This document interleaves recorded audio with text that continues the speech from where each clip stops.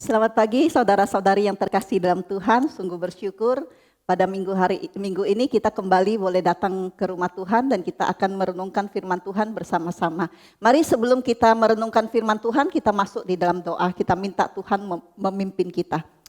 Tuhan Allah Bapa kami di surga, saat ini kami datang ke hadapan-Mu. Kami sungguh bersyukur untuk kesempatan di mana Tuhan beri kami untuk boleh merenungkan firman-Mu.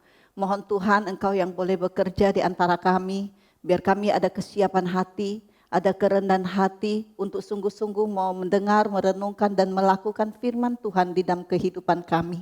Kiranya Engkau juga boleh berkenan memakai hamba-Mu untuk menjadi alat di dalam tangan-Mu. Terima kasih Tuhan, kami serahkan waktu ini ke dalam tangan-Mu. Dalam nama Tuhan Yesus kami berdoa. Amin. Kita bersama-sama kita akan membaca firman Tuhan yang terambil di dalam Lukas pasal 13.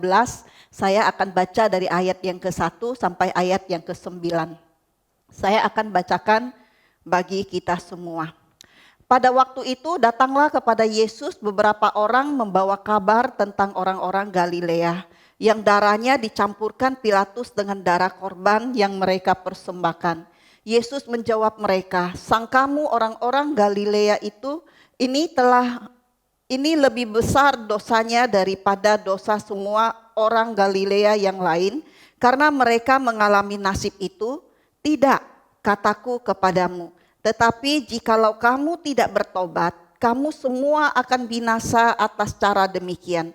Atau sangkamu ke-18 orang yang mati ditimpa menara dekat Siloam lebih besar kesalahannya daripada kesalahan semua orang lain yang diam di Yerusalem? Tidak, kataku kepadamu, tetapi jikalau kamu tidak bertobat, kamu semua akan binasa atas cara demikian."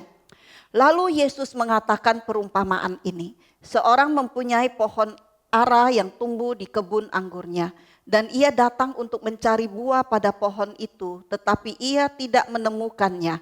Lalu ia berkata kepada pengurus kebun anggur itu, "Sudah 3 tahun aku datang mencari buah pada pohon ara ini dan aku tidak menemukannya. Tebanglah pohon ini. Untuk apa ia hidup di tanah ini dengan percuma?" Jawab orang itu, "Tuan, biarkanlah dia tumbuh tahun ini lagi.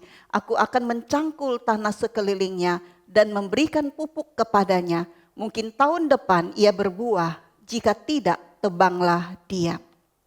Saudara terkasih dalam Tuhan, perumpamaan ini menggambarkan tentang Allah sebagai pemilik kebun anggur yang ditanam juga pohon ara di kebun anggur tersebut.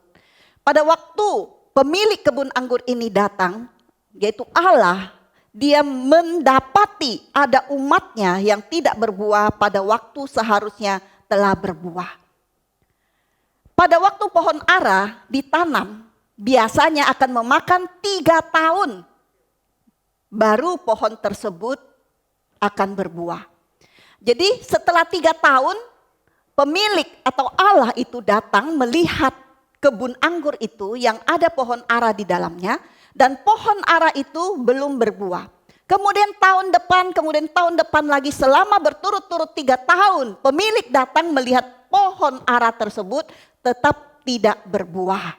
Ya, jadi kita melihat bahwa di dalam perumpamaan ini kita tidak perlu menafsirkan macam-macam atau kita paksakan dengan tafsiran-tafsiran yang lain dan lain sebagainya. Kita hanya akan ambil pelajaran yang terdapat di dalam perumpamaan yang diceritakan oleh Tuhan Yesus tersebut.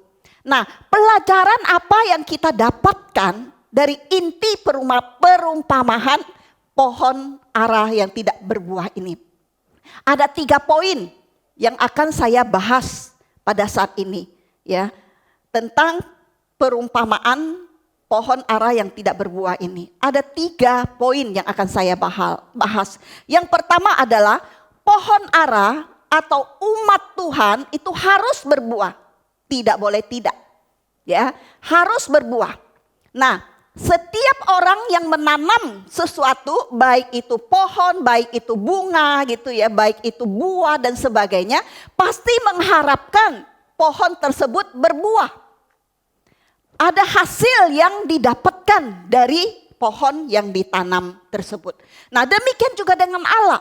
Ketika Allah menyelamatkan kita, ketika Allah membebaskan kita dari dosa-dosa kita menjadi anak Allah yang hidup di tengah-tengah dunia ini, Allah juga menginginkan setiap kita sebagai anak-anaknya untuk berbuah, untuk menghasilkan buah-buah yang baik, yang dapat dirasakan, yang dapat dinikmati.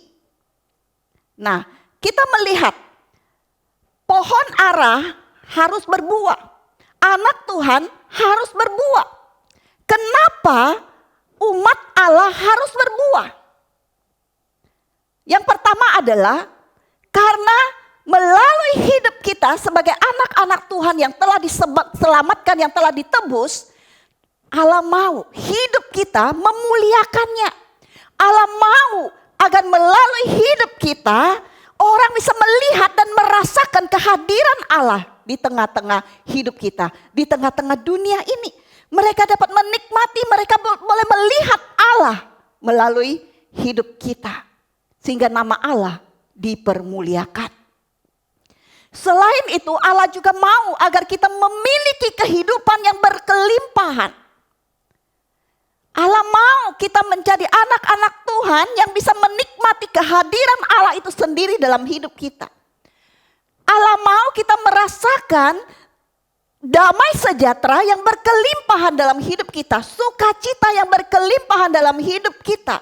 Bukan hanya secara materi, tetapi secara rohani. Bagaimana Allah hidup dan kita dapat menikmati di dalam kehidupan sehari-hari. Kelimpahan sebagai anak Allah. Kemudian juga yang ketiga, mengapa umat Allah harus berbuah? Allah mau agar kita, hidup kita ini tidak di dalam penghukuman. Karena apa? Kalau kita hidup tidak berbuah, kalau kita hidup tidak seturut dengan apa yang Allah mau, maka apa yang akan terjadi dalam kehidupan kita? Kita akan menghadapi penghukuman karena ada sebab, ada akibat. Baik itu sebab yang baik, kita mendapatkan hasil yang baik, atau sebab yang buruk, kita mendapatkan hal yang buruk. Karena dalam kehidupan kita, kita berhadapan dengan pemerintah. Mungkin ketika kita melakukan hal-hal yang tidak baik, hal-hal yang tidak berkenan, hal-hal yang melanggar hukum-hukum yang ada, maka kita akan diadili oleh pemerintah kita. Maka kita akan mendapatkan hukuman dari pemerintah kita. Dari masyarakat. Mungkin ketika kita jatuh dalam dosa. Mungkin ketika kita tidak melakukan kehendak Tuhan, kita tidak berbuah yang baik di hadapan Tuhan maupun di hadapan masyarakat, kita akan mendapatkan penghukuman dari masyarakat. Ada sepasang suami istri sudah berbentuk satu keluarga, punya anak, ya kemudian dia melakukan perselingkuhan dan dia punya istri kedua dan dia malu dengan masyarakat karena dia dihakimi oleh masyarakat. Sehingga terjadilah di mana hanya sembunyi di dalam satu rumah, tidak berani keluar. Tuhan tidak mau seperti itu. Kemudian hati nurani kita juga bisa menghukum kita. Ketika kita melakukan hal yang tidak berkenan kepada Tuhan, kita kehilangan damai sejahtera, kita kehilangan sukacita. Roh Kudus yang ada dalam diri kita akan terus menuduh kita, mengingatkan kita, sehingga membuat kita tidak damai dalam kehidupan kita. Allah tidak mau. Karena Allah mau kita hidup dalam kelimpahan. Mengapa umat Allah harus berbuah? Kemudian kita akan melihat, membahas, mengapa sih umat Allah harus berbuah? Ya, kalau tadi kenapa ya, mengapa harus berbuah? Kemudian kita melihat apa yang dimaksudkan dengan kehidupan yang berbuah. Maksud saya ya, apa yang dimaksudkan dengan kehidupan yang berbuah. Ada 6 poin yang akan saya bahas di sini, yaitu tentang apa yang dimaksud dengan kehidupan yang berbuah. Yang pertama adalah kehidupan yang berbuah adalah adanya satu pertobatan. Ada satu perubahan di dalam kehidupan kita. Jadi Allah menyelamatkan kita, tebus kita dari dosa, kita sudah dibebaskan. Tadi kita orang yang berdosa, ya. Tadi kita orang yang akan binasa, kemudian Allah bawa kita menjadi anak-anak Allah. Status kita berubah, posisi kita berubah. Jadi orang percaya tidak hanya sampai di situ. Tetapi di dalam kehidupan sehari-hari kita perlu ada pertobatan. Wajar kalau orang mengatakan, oh aku punya kelemahan karena kita masih manusia yang berdosa. Wajar kita melakukan hal-hal yang tidak baik. Tetapi yang tidak menjadi wajar adalah kita terus mempertahankan kelemahan kita. Kita terus mempertahankan dosa itu di dalam hidup kita. Tadi di dalam Lukas 13 ayat 3 dan ayat 5 yang sudah kita baca dari bagian ini. Di sini Tuhan Yesus mengatakan tentang orang Galilea, ya, dan juga bagaimana tentang 13 orang yang tertimpa menara. Tuhan Yesus katakan, tetapi jika kamu tidak bertobat, kamu semua akan binasa atas cara demikian. Seorang Kristen, seorang yang percaya pada Tuhan, bagaimana kita melihat dia berbuah, yaitu ketika dia menjadi seorang yang mau hidup bertobat di hadapan Tuhan. Kita boleh ada kelemahan, siapa sih yang gak punya kelemahan? Siapapun, sehebat sesuci apapun dia. Tapi tetap karena dia masih hidup di dalam daging, masih ada kelemahan. Tetapi kelemahan itu harus dia sungguh-sungguh bawa ke hadapan Tuhan. Dia bertobat. Dia mengaku dosanya, dia tinggalkan semua itu. Maka di dalam firman Tuhan kita melihat di dalam Galatia pasal 5 ayat 22 dan 23. Di situ dikatakan tentang dipenuhi oleh roh, maka akan menghasilkan buah-buah roh. Seorang yang terus hidup di dalam dosa, yang tidak mau bertobat di hadapan Tuhan, tidak mungkin dia bisa hidup dipenuhi oleh roh. Tapi seorang yang selalu mengintrospeksi diri, seorang yang selalu sadar akan dosa-dosanya, dan selalu datang ke hadapan Tuhan untuk mengaku dan bertobat, tinggalkan semua itu, dengan kekuatan daripada Tuhan, maka hidupnya akan dipenuhi oleh roh. Baru dia bisa menghasilkan buah-buah roh. Yang kita tahu buah-buah roh adalah kasih. Kemudian ada rasa-rasanya gitu ya. Ada sukacita, ada damai sejahtera, ada kesabaran, ada kemurahan, ada kebaikan, kesetiaan, kelemah lembutan, penguasaan diri. Dan kita melihat bahwa seorang Kristen yang berbuah adalah seorang yang selalu bertobat di hadapan Tuhan dan mencoba dengan perjuangan bersama dengan Tuhan meninggalkan semua itu. Kelemahan boleh ada karena kita manusia yang lemah, tetapi kita tidak bisa terus mempertahankan kelemahan itu. Biarlah kita belajar. Yang pertama, orang yang berbuah adalah orang yang mau berubah. Orang yang mau bertobat, orang yang dipenuhi oleh Roh Kudus dan menghasilkan buah-buah roh. Kemudian yang kedua, yaitu kehidupan yang terus berada di dalam Kristus. Seorang Kristen yang berbuah adalah seorang yang selalu hidup di dalam Tuhan Yesus. Yohanes 15 ayat 4 dikatakan, tinggallah di dalam aku dan aku di dalam kamu, sama seperti ranting yang tidak dapat berbuah dari dirinya sendiri kalau ia tidak tinggal pada pokok anggur. Demikian kamu tidak berbuah jikalau kamu tidak tinggal di dalam aku. Tidak mungkin bisa menghasilkan buah kalau ranting tidak menghasilkan buah kalau dia tidak tinggal pada pokoknya. Tidak mungkin seorang anak Tuhan bisa menghasilkan buah kalau dia tidak melekat kepada pokoknya. Itu Tuhan sendiri. Dari mana kita bisa berbuah? Sumber kekuatan kita yang bisa kita dapat ada di dalam Tuhan. Kalau kita di luar dari Tuhan, kita tidak mungkin menjadi orang-orang percaya yang berbuah. Saya kasih contoh. Saya punya anak pada masa kecil gitu ya. Senang sekali kalau nempel-nempel saya gitu ya. Kalau saya pergi kemana-mana maunya ikut. Kadang saya pergi pelayanan atau kemana dia nangis gitu ya.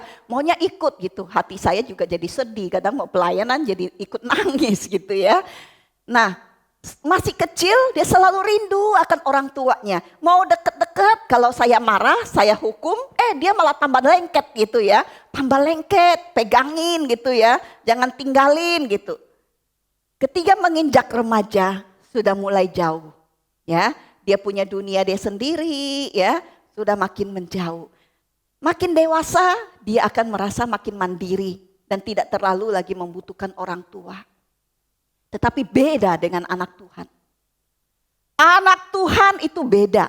Ya, masih kecil ya mungkin gak terlalu membutuhkan Tuhan. Harusnya dia makin dewasa.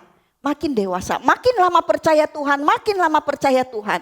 Dia merasa hidupnya tidak bisa jauh daripada Tuhan. Hatinya selalu rindu akan Tuhan. Dia gak bisa jauh. Dia akan selalu pegang dimanapun dia berada, dia butuh Tuhan.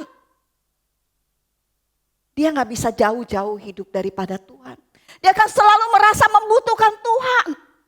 Dia merasa dirinya tidak ada apa-apanya. Dia akan merasa dirinya tidak mampu kalau bukan Tuhan yang tolong. Dia akan selalu rindu. Seperti Daud katakan, hatiku rindu akan Tuhan. Seperti rusa yang merindukan air. Selalu butuh, selalu rindu. Selalu hanya berharap kepadanya. Bukan kemampuan diri sendiri, bukan sesuatu yang ada yang dapat dia lihat. Tetapi dia hanya berharap kepada Tuhan. Dia hanya bersandar kepada Tuhan. Hanya percaya kepada Tuhan satu-satunya. Di dalam kehidupan dia yang mampu untuk menolong dia. Seorang Kristen yang berbuah, yang selalu dekat kepada Tuhan. Dia mau selalu hidup berlindung kepada Tuhan juga. Makin hari makin lama percaya kepada Tuhan, bukan makin jauh. Seperti anak saya gitu ya. Tetapi makin dekat, makin rindu, makin butuh. Itulah yang dialami oleh Daud di dalam Mazmurnya. Dia selalu menulis akan kerinduannya kepada Tuhan, akan kebutuhannya kepada Tuhan, akan rasa percayanya kepada Tuhan.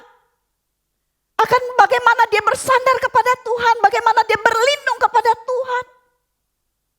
Seorang Kristen yang berbuah adalah seorang yang selalu mau hidup dekat dengan Tuhan. Sekalipun Daud adalah seorang raja yang besar, seorang raja yang kaya, seorang raja yang terhormat. Segala sesuatu dia punya, kekuasaan, harta. Dia punya. Tetapi dia tetap merasa dia membutuhkan Tuhan. Dia tetap merasakan bahwa dia tidak ada apa-apanya kalau tidak ada Tuhan di dalam kehidupan dia. Orang Kristen yang berbuah, orang Kristen yang selalu mau hidup dekat dengan Tuhan. Poin yang ketiga, kehidupan yang terus berpusat kepada Tuhan Kristus. Mazmur 16 ayat 8 dikatakan, aku senantiasa memandang kepada Tuhan karena ia berdiri di sebelah kananku, aku tidak goyah. Terus fokus memandang kepada Tuhan. Ketika hidup fokus kepada Tuhan, maka hal-hal yang ada di sekeliling tidak ada apa-apanya. Ketika kita susah, ketika kita mengalami pergumulan yang berat sekalipun, ketika kita sakit yang seberat apapun, ketika kita punya masalah keluarga yang sebesar apapun, itu tidak ada apa-apa. Karena aku percaya Tuhanku. Aku hanya memandang dia. Dia adalah Allah yang maha besar, Allah yang maha kasih. Dialah yang bisa menolong saya. Hanya memandang kepada Tuhan. Di dalam persekutuan doa saya pernah memberikan satu ilustrasi. Saya ini hampir setiap hari, saya olahraga, saya naik, kadang naik sepeda portable ya. Saya olahraga ya, biasa saya punya target sehari 1 jam begitu. Nah kalau saya misalnya hanya memandang, saya genjot 1 jam begitu, itu rasanya lelah, rasanya capek gitu ya. Rasanya pengen deh 15 menit udah gak mau gitu ya, karena susah gitu, capek gitu. Nah tapi saya saya pakai TV gitu ya, saya kadang nonton berita ya. Jadi saya nonton TV, saya olahraga itu jam-jam berita misalnya. Saya nonton berita. Jadi saya fokus nonton berita itu, jadi saya genjot gitu ya. Saya lupa susahnya saya, capeknya saya gitu ya. Saya hanya fokusnya berita itu ya, apa yang dikatakan di sana. Akhirnya saya selesai 1 jam ya, selesai 1 jam karena apa? Saya fokus di sana ya berita itu, tapi saya melupakan, saya genjot sepeda susah gitu ya. Nah, dalam kehidupan kita ketika kita memandang kepada Tuhan, hal sesulit apapun ya kita bisa lewati. Karena kita melihat bahwa Tuhan kita yang akan mampu menolong kita. Melepaskan kita dari segala pergumulan kita, ya, segala kesusahan kita, mungkin dosa-dosa kita. Ya, ketika kita memandang kepada Dia, Dia akan menolong kita untuk melewatinya. Kemudian yang keempat, kehidupan yang selalu ingin memuaskan hati Tuhan. Seorang Kristen yang berbuah adalah seorang Kristen yang mau hidupnya selalu memuaskan hati Tuhan. Selalu ingin memberikan yang terbaik pada Tuhan. Bukan untuk apa? Bukan untuk supaya aku diberkati kalau aku melakukan yang hal baik. Bukan. Karena itu adalah bonus diberkati. Tetapi karena apa? Aku mengasihi Tuhan. Aku tahu Dia juru selamatku. Aku tahu Dia telah memberikan berkat yang berlimpah-limpah dalam hidupku. Aku tahu bahwa Dia telah menyelamatkan hidupku. Aku hanya manusia yang hina. Aku hanya manusia yang harusnya binasa. Tetapi aku dikasihinya. Kasih Allah memenuhi kita. Hidupku aku mau memuaskan Dia. Aku mau menyenangkan hati Tuhan. Karena apa? Aku mengasihi Dia. Aku ingin memberikan yang terbaik untuk menyenangkan hati Tuhan. Ketika aku jadi bos, aku mau menyenangkan hati Tuhan. Aku tidak mudah maki-maki anak buahku. Aku tidak hanya mengambil keuntungan dari mereka. Ketika aku jadi karyawan, aku tidak mencuri waktu. Aku bekerja dengan sebaik-baiknya walaupun aku tidak diperhatikan oleh bos. Ketika aku menjadi seorang anak, aku menjadi seorang anak yang baik bagi orang tuaku. Ketika aku jadi orang tua, aku menjalankan tugas tanggung jawabku dengan sebaik-baiknya untuk anakku. Ketika aku jadi seorang istri, aku mau jadi seorang istri yang baik bagi suamiku. Ketika aku jadi suami, aku mau jadi suami yang begitu mengasihi istriku dan keluargaku. Ketika aku menjadi pelayan Tuhan, aku mau memberikan pelayanan yang terbaik hanya untuk kemuliaan Tuhan. Aku mau menyenangkan hati Tuhan karena aku mengasihi Dia. Aku mau berikan yang terbaik supaya hati Tuhan dipuaskan. Kalau kita selalu hidup dengan kesibukan untuk memuaskan hati Tuhan, otomatis dosa akan terhindar daripada kehidupan kita. Kita akan memuaskan hati Tuhan. Ketika kita selalu ingin memuaskan hati Tuhan, kita sendiri pun akan terpuaskan. Bukan ego kita sebagai manusia berdosa, tetapi kita sebagai anak-anak Tuhan yang telah dipersatukan dengan Tuhan. Hati kita akan dipuaskan karena kita memuaskan hati Tuhan. Kita bisa melihat di dalam kehidupan kita. Kalau kita berhasil ya untuk melewati satu cobaan. Mungkin hari ini saya berhasil untuk tidak berbohong. Mungkin hari ini saya berhasil untuk mengasihi istri saya, untuk mengampuni dia. Mungkin hari ini saya berhasil untuk tidak mencuri waktu dan sebagainya dan sebagainya. Saya merasa begitu bersukacita, saya merasa begitu puas hidup saya. Seorang anak Tuhan yang berbuah, seorang yang mau terus memuaskan hati Tuhan di dalam kehidupannya. Dia terpuaskan untuk dirinya sendiri, yaitu dirinya yang si akunya yang sudah dipersatukan dengan Kristus. Kemudian yang kelima, seorang Kristen yang berbuah adalah seorang yang dapat hidup memberkati orang lain dalam segala keadaan, dalam segala sesuatu yang dia miliki. Waktu dia sakit, dia bisa memberkati orang. Dengan sikap yang dia tunjukkan, dengan kesabaran, dengan adanya damai sejahtera, sukacita yang terus penuhi dia, sehingga orang lain boleh diberkati. Pada waktu dia susah, mungkin dia pergumulan, kehilangan pekerjaan, kehilangan usahanya, dia tetap ada sukacita. Dia masih bisa memberkati orang lain. Masih bisa menguatkan orang lain. Ketika dia memiliki segala sesuatu, mungkin dia punya harta yang banyak, dia tidak pakai untuk dirinya sendiri, tapi dia mau membagi, dia memperhatikan orang lain, dia mau pakai dananya, dia mau pakai tenaganya, menolong orang lain. Mungkin ada janda-janda yang tidak punya anak, tidak punya suami, tidak punya keluarga yang sakit, dia rela dengan tenaganya, dengan waktunya, dia mungkin bisa bawa orang ini ke rumah sakit dan sebagainya. Seorang yang bisa memberkati orang, mungkin dengan apa? Dengan lututnya dia mau berdoa bagi banyak orang. Seorang Kristen yang berbuah, seorang Kristen yang bisa melalui hidupnya memberkati orang lain.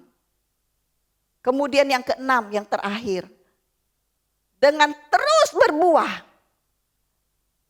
ada benih yang baru yang akan ditanam kembali. Artinya apa? Buah yang menghasilkan buah.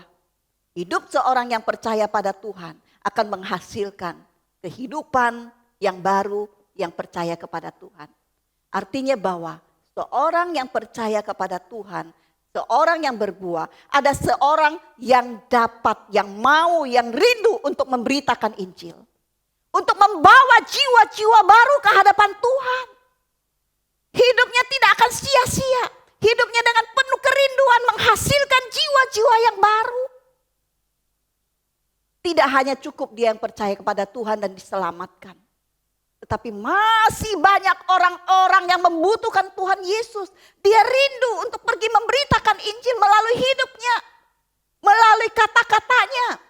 Mungkin ada orang-orang yang sulit untuk berkata-kata. Tetapi dia rindu memberitakan Injil. Dia sering mengajak hamba-hamba Tuhan ya untuk pergi memberitakan Injil. Memang harus kita sendiri bisa beritakan Injil. Tapi tentu ya melalui hidup kita, sikap kita, bagaimana memancarkan Kristus. Orang tertarik kepada Tuhan. Seandainya dia tidak bisa mengungkapkan dengan kata-kata, dia bisa bawa. Mungkin orang yang bisa mengeluarkan kata-kata, ceritakan tentang Tuhan.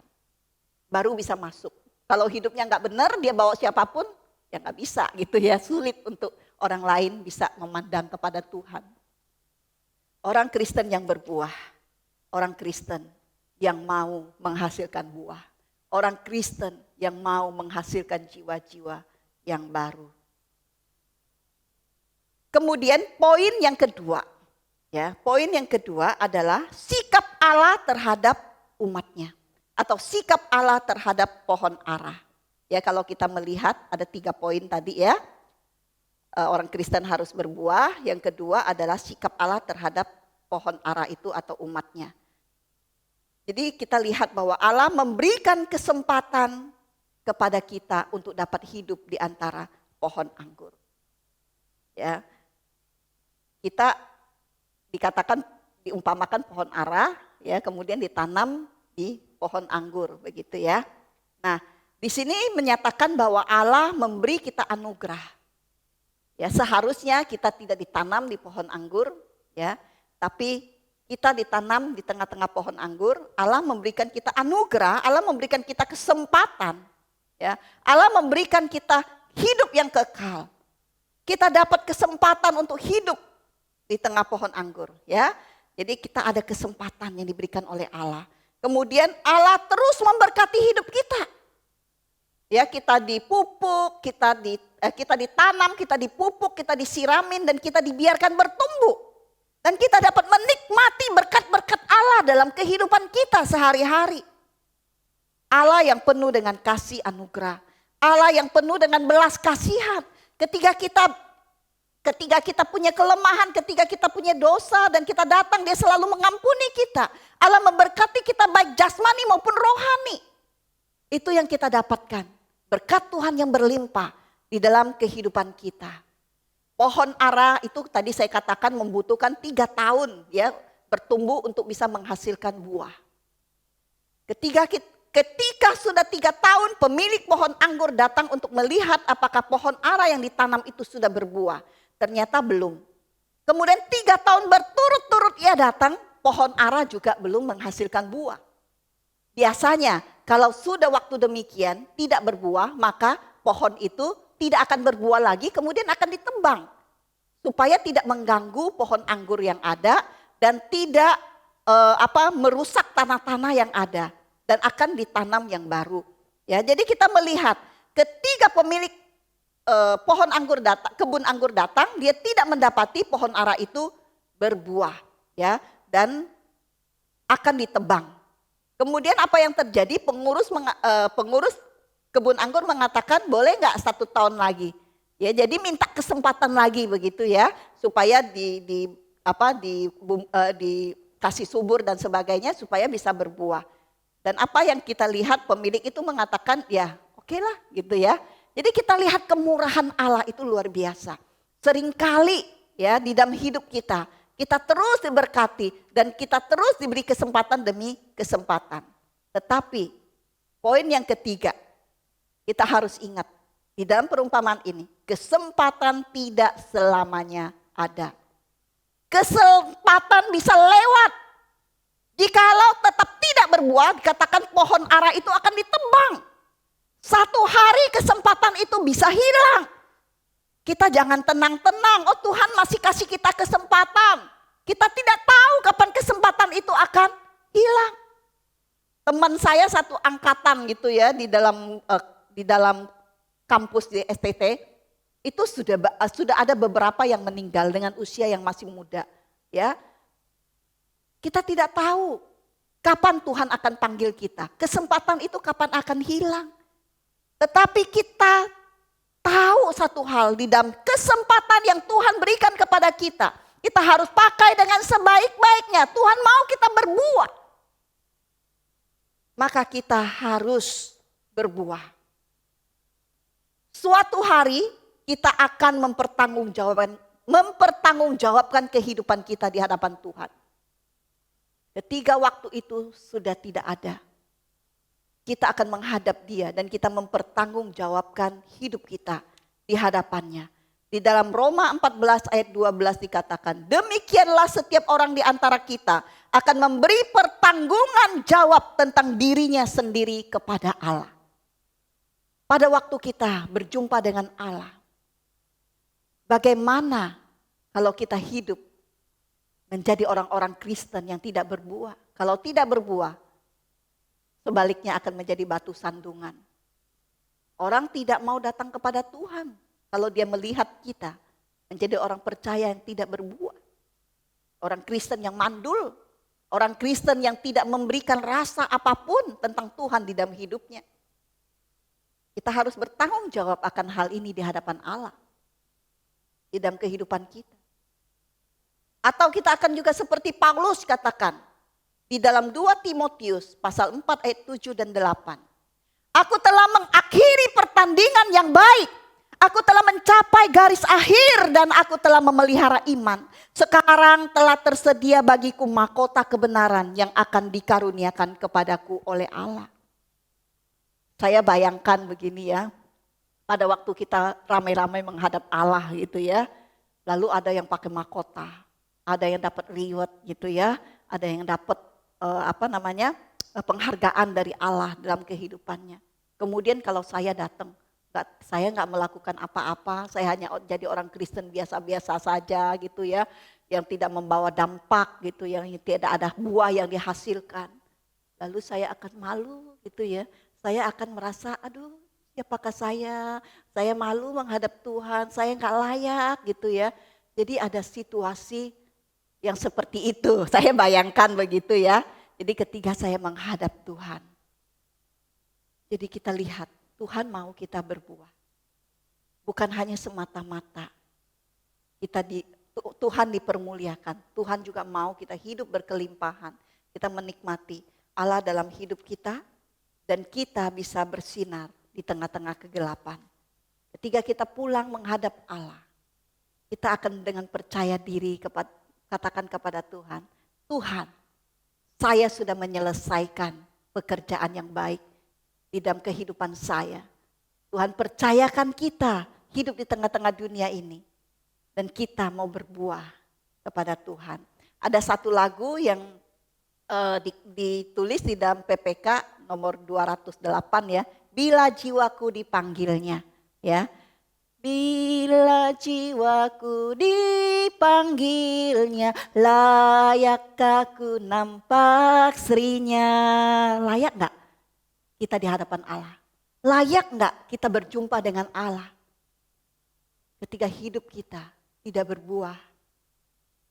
Belum seorang yang ku bawa, rahmat-Mu tersia-sialah. Rahmat Tuhan yang Tuhan berikan kepada kita hari lepas hari menjadi sia-sia. Karena kita tidak berpengaruh kepada orang lain dan membawa mereka kepada Tuhan. Belum selesai kerjaku, ku tak layak nampakku. Belum seorang yang ku bawa, tangan hampa pulangkah. Dengan tangan hampa kita pulang, kita tidak malu menghadap Tuhan. Layakkah kita? Sekarang kita pulang, kita mungkin tidak sesal. Karena jiwaku telah selamat. Hanya hatiku sedih berat. Kerjaanku belum berbuah.